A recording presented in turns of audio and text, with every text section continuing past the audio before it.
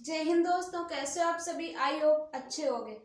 कल हमने Indian geography का दूसरा चैप्टर भारत का भौगोलिक विभाजन में हमने उनके पार्ट्स के बारे में पढ़ा। कितने भागों में बांटा जाता है, 5 भागों में बांटा जाता है, इसके बारे में पढ़ा। पहला हमारा पर्वतीय क्षेत्र, दूसरा विशाल मैदानी क्षेत्र, तीसरा हमारा थार का मरुस्थल और आज हम प्रायद्वीपीय भारत के पेनिनसुलर इंडियन के बारे में चर्चा करेंगे। अगर बात करें प्रायद्वीपीय भारत, किसकी? प्रायद्वीपीय भारत, तो इसे कई पर्वत, इसमें भी कई पर्वत देखने को मिलती है। प्रायद्वीपीय भारत में भी कई पर्वत देखने को मिलते हैं। जैसे हमारा उत्तर का पर्वतीय क्षेत्र था, उसमें भी कई पर्वत देखने को, पहाड़ियां देखने को मिली। उत्तर का विशाल मैदान था, उसमें भी पहाड़ियां देखने को मिली। थार का मरुस्थल था, उसमें हमारी पहाड़ियां नहीं देखने को मिलती हैं, लेकिन प्रायद्वीपीय भारत में देखने को मिलती हैं। अगर प्रायद्वीपीय भारत में पर्वतों की बात करें, प्रायद्वीपीय पर्वत में अगर बात करें प्रायद्वीपीय पर्वत, तो अरावली पर्वत आता है। कौन सा? अरावली। दूसरा विंध्याचल पर्वत, दूसरा कौन सा? विंध्याचल पर्वत। तीसरा सतपुड़ा, कौन सा है? सतपुड़ा। प्रायद्वीपीय भारत में अगर प्रायद्वीपीय पर्वत की बात करें तो इन्हें 3 पार्ट में डिवाइड किया गया। पहला है अरावली पर्वत, विंध्याचल पर्वत, सतपुड़ा। कौन कौन से हैं? अरावली पर्वत, विंध्याचल पर्वत और सतपुड़ा। अगर बात करें अरावली पर्वत की, किसकी?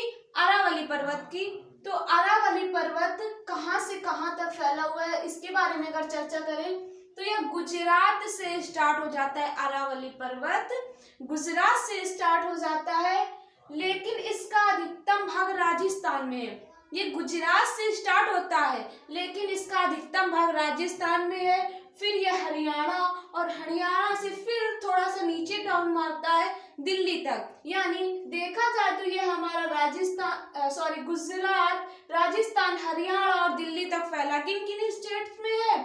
गुजरात, राजस्थान, हरियाणा और दिल्ली तक फैला है। अरावली पर्वत को ही रायसीना की पहाड़ियां कहते हैं। किसे? अरावली पर्वत को ही रायसीना की पहाड़ियां कहते हैं। अवशिष्ट पर्वत भी कहते हैं, आबू पर्वत भी कहा जाता है। यानी अगर अरावली पर्वत की बात करें तो इसके और भी नेम है। कौन कौन से? रायसीना की पहाड़ियां, अवशिष्ट पर्वत, आबू पर्वत। इन्हीं पर्वत में दिलवाड़ा जैन मंदिर है। क्या है? दिलवाड़ा जैन मंदिर। रायसीना की पहाड़ियों में हमारा राष्ट्रपति भवन देखने को मिलता है। कौन सा? रायसीना की पहाड़ियों पर राष्ट्रपति भवन है। रायसीना की पहाड़ियों पर राष्ट्रपति भवन है। अरावली पर्वत की सबसे ऊंची चोटी, अगर बात करें अरावली पर्वत की, उसमें भी अगर सबसे ऊंची चोटी की बात करें तो वो है गुरु शिखर। कौन सी है? गुरु शिखर। हाइट कितनी है? 1722 मीटर। हाइट कितनी है? 1722 मीटर। इन्हीं पहाड़ियों पर, रायसीना की पहाड़ियों पर राष्ट्रपति भवन है, ये देख लिया। दुनिया के प्राचीनतम पर्वत में अरावली पर्वत की गणना होती है। अगर बात करें दुनिया में बड़े बड़े पर्वत, माउंट एवरेस्ट हमारा हो गया, K2, इन सब की अगर गणना की जाएगी तो सबसे पुराने पर्वतों में प्राचीनतम तो हमारा अरावली पर्वत भी देखने उसी का एक पार्ट है। अब बात करें विंध्याचल पर्वत की, किसकी? विंध्याचल पर्वत। विंध्याचल पर्वत यूपी, उत्तर प्रदेश से स्टार्ट होता है। विंध्याचल पर्वत उत्तर प्रदेश से स्टार्ट होता है और MP पहुंचता है, फिर राजस्थान और कुछ पार्ट गुजरात में भी है। विंध्याचल पर्वत हमारा कहां से कहां तक फैला है? उत्तर प्रदेश से स्टार्ट हो जाता है, MP, राजस्थान और कुछ पार्ट गुजरात में भी देखने को मिलते हैं। अगर बात करें इस पर्वत का निर्माण कैसे हुआ, विंध्याचल पर्वत का निर्माण की अगर बात करें तो वो हमारा बलुई पत्थर, किससे? बलुई पत्थर से हुआ है। बलुई मिट्टी या पत्थर से हुआ। किससे? बलुई मिट्टी या पत्थर से हुआ है। इस पर्वत की सबसे ऊंची चोटी, अरावली पर्वत की सबसे ऊंची चोटी गुरु शिखर थी। हाइट थी 1722 मीटर। विंध्याचल पर्वत की अगर सबसे ऊंची चोटी की बात करें तो सद्भावना शिखर। क्या है? सद्भावना शिखर या सिद्ध बाबा शिखर, क्या बोलते हैं इसे? सद्भावना शिखर या सिद्ध बाबा शिखर। इसकी हाइट है 1172 मीटर। कितनी है? 1172 मीटर। अरावली पर्वत की सबसे ऊंची चोटी या गुरु शिखर, हाइट है 1722 मीटर। विंध्याचल पर्वत की सबसे ऊंची चोटी की बात करें तो वह सद्भावना शिखर या सिद्धबाबा शिखर, हाइट है 1172 मीटर। तीसरे नंबर यानी सतपुड़ा की बात करें, सतपुड़ा पर्वत की अगर बात करें तो यह हमारा छत्तीसगढ़ से स्टार्ट हो जाता है। कहां से? छत्तीसगढ़ से स्टार्ट हो जाता है, एमपी गुजरात तक, यानी ये 3 स्टेट में फैला है सतपुड़ा। छत्तीसगढ़ से स्टार्ट होकर एमपी पहुंचता है और गुजरात तक, 3 स्टेट में हमारा सतपुड़ा देखने को मिलता है। इस पर्वत में भी कुछ पहाड़ियां देखने को मिलती हैं, जैसे हमारा अरावली पर्वत में सबसे ऊंची चोटी थी गुरु शिखर, विंध्याचल पर्वत की सबसे ऊंची चोटी थी सद्भावना शिखर या सिद्ध बाबा शिखर। उसी प्रकार सतपुड़ा में भी हमारे सब अगर पहाड़ियों की बात करें, इस पर्वत में कुछ पहाड़ियां देखने को मिलती है। मैकल हिल है, अखरानी है, बड़वानी है, महादेव की पहाड़ियां हैं। कौन कौन सी है? मैकल हिल, अखरानी, बड़वानी, महादेव की पहाड़ियां देखने को मिलती है। मैकल हिल, अगर मैकल हिल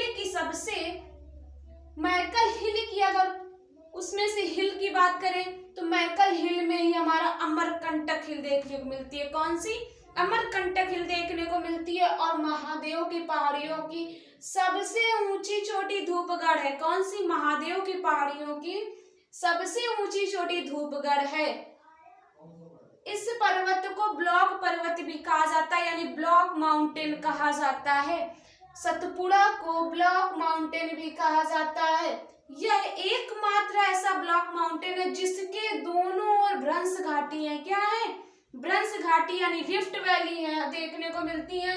एक तरफ अगर बात करें तो नर्मदा रिफ्ट वैली और दूसरी तरफ ताप्ती रिफ्ट वैली। एक तरफ नर्मदा रिफ्ट वैली, दूसरी तरफ ताप्ती रिफ्ट वैली। सतपुड़ा के जैसे ही नीचे चलेंगे, मैप में एक बार अगर कुछ सेकंड मैप की ओर देखेंगे तो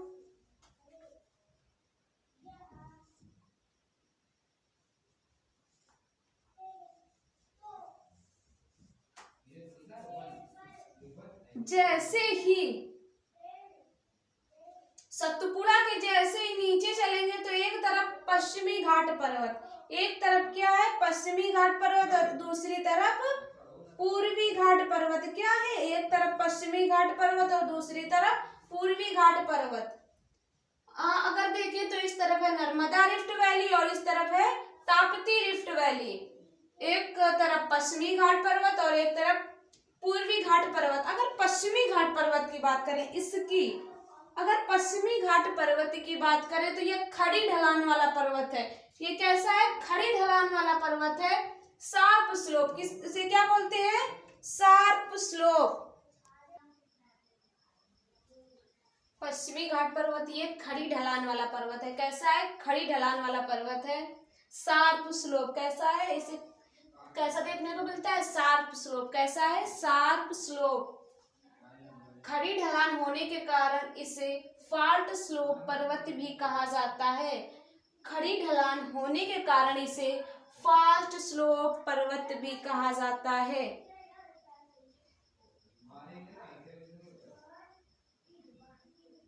इसे सह्याद्री पर्वत भी कहते हैं। फाल्ट स्लोप पर्वत और सह्याद्री पर्वत भी कहा जाता है। यह पर्वत गुजरात से स्टार्ट होकर पश्चिमी घाट पर्वत हमारा कहां से? गुजरात से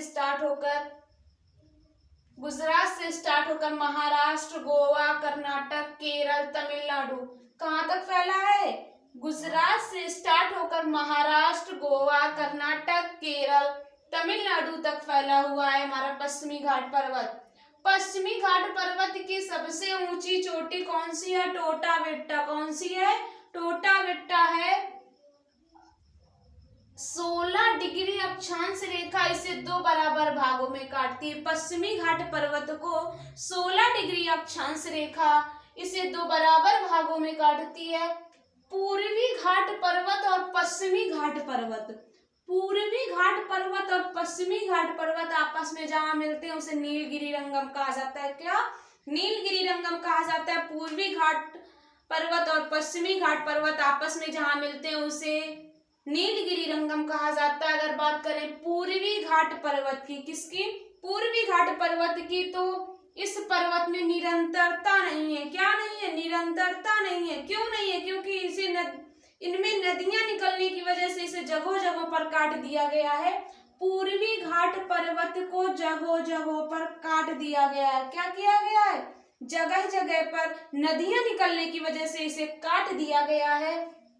इस पर्वत में निरंतरता नहीं है, यानी नदियों की वजह से इसे जगह जगह पर काट दिया गया है। इसकी सबसे ऊंची पर्वत चोटी महेंद्रगिरी है। पश्चिमी घाट पर्वत की सबसे ऊंची पर्वत चोटी टोटा बेट्टा है। अगर बात करें पूर्वी घाट पर्वत की सबसे ऊंची चोटी तो वो है महेंद्रगिरी। क्या है? महेंद्रगिरी। अगर महेंद्रगिरी ऑप्शन में ना हो तो विशाखापत्तनम होगी। क्या होगा? विशाखापत्तनम। विशाखापत्तनम में आप टिक कर दीजिएगा। दक्षिणी भारत की सबसे ऊंची पर्वत चोटी, पश्चिमी घाट पर्वत की सबसे ऊंची पर्वत चोटी टोटा बेट्टा, पूर्वी घाट पर्वत की सबसे ऊंची चोटी महेंद्रगिरी। महेंद्रगिरी ऑप्शन में ना हो तो विशाखापत्तनम। अगर बात करें दक्षिणी भारत की सबसे ऊंची पर्वत चोटी तो वह अनाईमुड़ी। कौन सी है? अनाईमुड़ी है। इसकी हाइट है 2695 मीटर।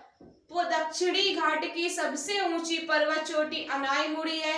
इसकी हाइट है 2695 मीटर। कितनी है? 2695 मीटर। यह पर्वत चोटी पश्चिमी घाट पर्वत का हिस्सा इसलिए हमने बताया क्योंकि अनाईमुड़ी हमारा पूर्वी घाट पर्वत में देखने को मिलती है। इसका अनाईमुड़ी का कुछ पार्ट पूर्वी घाट पर्वत में देखने को मिलता है। इस नदी में मेघालय की गारो खासी जयंतियां भी हैं। पूर्वी घाट पर्वत में गारो खासी जयंतियां भी देखने को मिलती हैं। इसमें नागा पहाड़ियां, अजंता और एलोरा की पहाड़ियां, सतमाला की पहाड़ियां। सतमाला की पहाड़ियां कहाँ है? महाराष्ट्र में है। कहाँ है? महाराष्ट्र में है। इलायची की पहाड़ियां कहाँ है? केरल में। इलायची की पहाड़ियां कहाँ है? केरल में। इलायची की पहाड़ियों को ही हम कार्डेनम कहते हैं। कार्डेनम हिल क्या कहते हैं? कार्डेनम हिल कहा जाता है। प्रायद्वीपीय पर्वत के बारे में पढ़ लिया। प्रायद्वीपीय पर्वत को 3 पार्ट में डिवाइड किया गया। अरावली पर्वत, विंध्याचल पर्वत और सतपुड़ा पर्वत। सतपुड़ा पर्वत में 2 रिफ्ट वैली देखने को मिली है। सतपुड़ा पर्वत के जैसे ही नीचे चलेंगे तो एक और पश्चिमी घाट पर्वत और दूसरी ओर पूर्वी घाट पर्वत। प्रायद्वीपीय पर्वत के बारे में पढ़ लिया। अब आएगा प्रायद्वीपीय पठार। कौन सा? प्रायद्वीपीय पठार। प्रायद्वीपीय भारत के अंदर ही हमारा प्रायद्वीपीय पर्वत और प्रायद्वीपीय पठार देखने को मिलता है। अगर बात करें पर्वत और पठार में डिफरेंस क्या है, पर्वत और पठार में अंतर क्या है? पर्वत को माउंटेन जबकि पठार को प्लेट्यू कहा जाता है। पर्वत को माउंटेन जबकि पठार को प्लेट्यू कहा जाता है। अगर माउंटेन की बात करें, किसकी? पर्वत की बात करें तो माउंटेन एक ऐसी स्थलाकृति होती है, माउंटेन एक ऐसी स्थलाकृति होती है जो हमें आसपास से बहुत ऊंची दिखाई देती है, लेकिन अगर ऊपर भी जाएंगे तब भी ऊंची दिखाई देगी। माउंटेन एक ऐसी स्थलाकृति होती है जो हमें आसपास से बहुत ऊंची दिखाई देती है, यानी उसका पीक शार्प होता है। क्या? पीक शार्प होता है। अगर वही बात करें प्लेट्यू यानी पठार की तो आसपास से तो ऊंचे दिखाई देते हैं, लेकिन उनका पीक जो होता है वो शार्प नहीं होता। कैसा होता है? सपाट होता है। कैसा होता है? सपाट होता है। जबकि माउंटेन का पीक कैसा होता है? शार्प होता है, लेकिन शिखर सपाट। लेकिन प्लेट्यू का जो शिखर होता है वो सपाट नहीं होता। माउंटेन का जो शिखर है वो हमारा शार्प दिखाई देता है। अंतर पता चला? पर्वत हमारा आसपास से तो ऊंचे दिखाई देते हैं, यानी उनका पीक शार्प होता है, लेकिन पठार भी ऊंचे दिखाई देते हैं, लेकिन उनका पीक शार्प नहीं होता। अब प्रायद्वीपीय पठार को 3 भागों में बांटा गया। कितने? 3 भागों में। जैसे प्रायद्वीपीय पर्वत को 3 भागों में बांटा गया था, उसी प्रकार प्रायद्वीपीय पठार को 3 भागों में बांटा गया। इसमें अगर पठार की बात करें तो पहला नंबर है मध्य उच्च प्रदेश। कौन सा है? मध्य उच्च प्रदेश। और दूसरा कौन सा है? दक्कन का पठार। दूसरा कौन सा है? दक्कन का पठार। और तीसरा छोटा नागपुर का पठार। तीसरा कौन सा है? छोटा नागपुर का पठार। प्रायद्वीपीय पठार में अगर पठारों की बात करें तो 3 भागों में बांटा गया। पहला मध्य उच्च प्रदेश। पहला कौन सा है? मध्य उच्च प्रदेश। दूसरा हमारा दक्कन का पठार। दूसरा कौन सा है? दक्कन का पठार। और तीसरा छोटा नागपुर का पठार। तीसरा कौन सा है, छोटा नागपुर का पठार। मध्य उच्च प्रदेश की अगर बात करें, किसकी, मध्य उच्च प्रदेश की अगर बात करें तो मध्य उच्च प्रदेश में इसे भी 3 भागों में बांटा गया। मध्य उच्च प्रदेश को भी 3 भागों में बांटा गया। उन भागों की बात करें तो पहले नंबर पर मालवा का पठार, पहले नंबर पे क्या आएगा, मालवा का पठार, और दूसरे नंबर पे आएगा बुंदेलखंड का पठार, तीसरे में आएगा बघेलखंड का पठार। पहले पे मालवा का पठार, बुंदेलखंड का पठार, बघेलखंड का पठार। अगर मालवा का पठार की अगर बात करें, किसकी, मालवा का पठार की अगर बात करें तो इसका निर्माण ज्वालामुखी के जरिए हुआ है। मालवा का पठार का निर्माण ज्वालामुखी के जरिए हुआ है, इसलिए यहाँ काली मिट्टी पाई जाती है। ज्वालामुखी से जिस भी एरिया का निर्माण हुआ होगा, जिस भी चीज का निर्माण हुआ होगा, वहां पर हमारी ब्लैक सॉइल होगी। कैसी होगी सॉइल, ब्लैक होगी। इसका निर्माण ज्वालामुखी के जरिए हुआ, इसलिए यहाँ काली मिट्टी पाई जाती है। काली मिट्टी होने की वजह से यहाँ कपास, मूंगफली, गेहूं की फसलें देखने को मिलती हैं। काली मिट्टी होने के कारण यहाँ कपास, मूंगफली और गेहूं की फसलें देखने को मिलती हैं। इस पठार में बेसाल्ट चट्टान देखने को मिलती है। कौन सी चट्टान है, बेसाल्ट चट्टान है। अगर नदियों की बात करें तो इनमें कौन कौन सी नदियां बहती है, नर्मदा, चंबल, क्षिप्रा, बेतवा, काली सिंध, पार्वती, माही। कौन कौन सी है, नर्मदा, चंबल, बेतवा, क्षिप्रा, काली सिंध, पार्वती, माही। कौन कौन सी नदियां हैं, नर्मदा, चंबल, क्षिप्रा, बेतवा, काली सिंध, पार्वती और माही। माही नदी कर्क रेखा को 2 बार काटती है। ऐसी कौन सी नदी है जो कर्क रेखा को 2 बार काटती है, तो कौन सी नदी है, माही नदी। कौन सी नदी है, माही नदी। बुंदेलखंड का पठार की अगर बात करें तो यह, अगर इसके निर्माण की बात करें तो इसका निर्माण कैसे हुआ, बलुआ पत्थर से हुआ है। कैसे हुआ है, बलुआ पत्थर से हुआ, इसलिए यहाँ पर बलुई मिट्टी देखने को मिलती है। कैसी देखने को मिलती है, बलुई मिट्टी देखने को मिलती है। बुंदेलखंड का पठार का निर्माण बलुआ पत्थर से हुआ, इसलिए यहाँ बलुई मिट्टी देखने को मिलती है। कैसी, बलुई मिट्टी देखने को मिलती है। यह हमारा एमपी से यूपी तक फैला है। बुंदेलखंड का पठार हमारा एमपी से यूपी तक फैला हुआ है।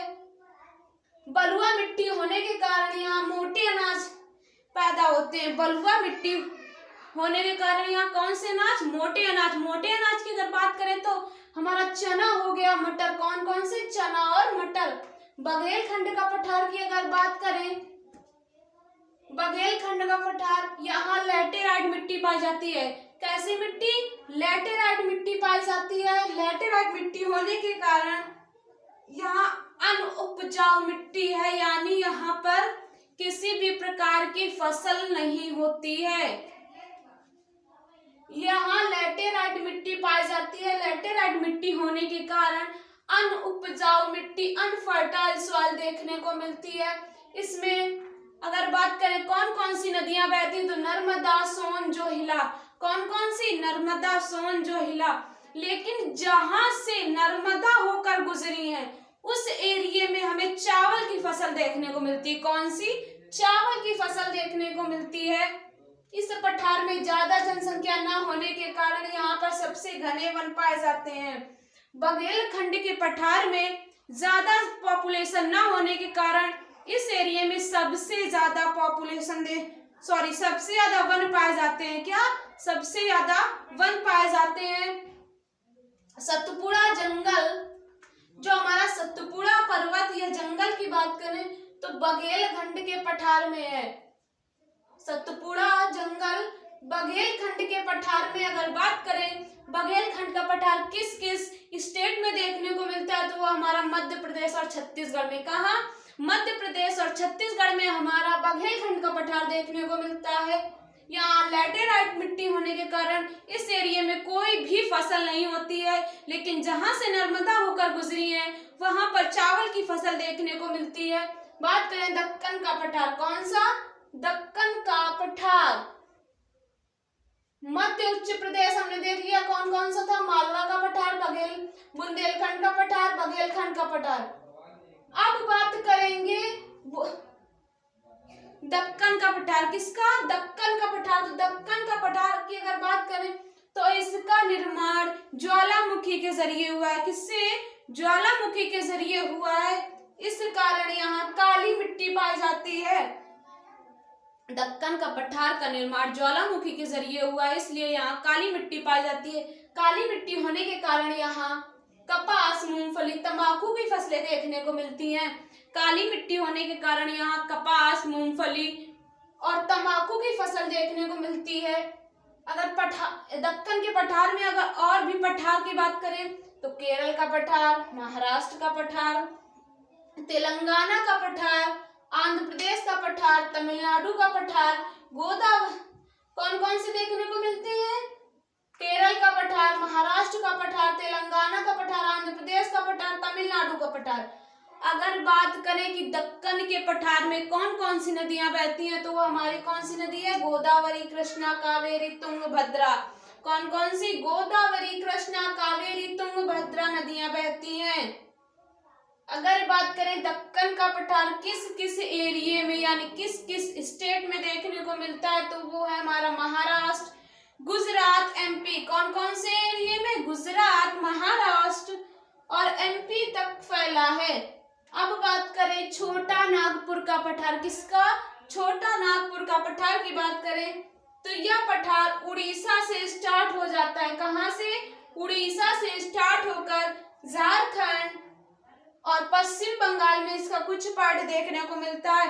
दक्कन का पठार हमारा उड़ीसा से स्टार्ट होकर झारखंड और कुछ पार्ट पश्चिम बंगाल में भी देखने को मिलता है। खनिजों की दृष्टि से यह संपन्न क्षेत्र देखने को मिलता है। छोटा नागपुर का पठार खनिजों की दृष्टि से संपन्न क्षेत्र देखने को मिलता है। कौन? हमारा छोटा नागपुर का पठार। इसे भारत का रूर प्रदेश कहते हैं। क्यों कहते हैं? क्योंकि खनिजों की दृष्टि से संपन्न हमारा देखने को मिलता है क्षेत्र, इसलिए इसे भारत का रूर प्रदेश कहते हैं। यहाँ पर अगर नदियों की बात करें कि छोटा नागपुर के पठार में कौन कौन सी नदियां बहती हैं तो वो नदियां हमारी कौन सी हैं? हुगली, स्वर्णरेखा, दामोदर। कौन सी है? हुगली, स्वर्णरेखा और दामोदर नदियां छोटा नागपुर के पठार में बहती हैं। यहीं पर Bokaro steel plant, JRD steel plant, कौन कौन सी? बोकारो स्टील प्लांट और जेआरडी स्टील प्लांट छोटा नागपुर के पठार में है। कौन कौन से? बोकारो स्टील प्लांट और जेआरडी स्टील प्लांट।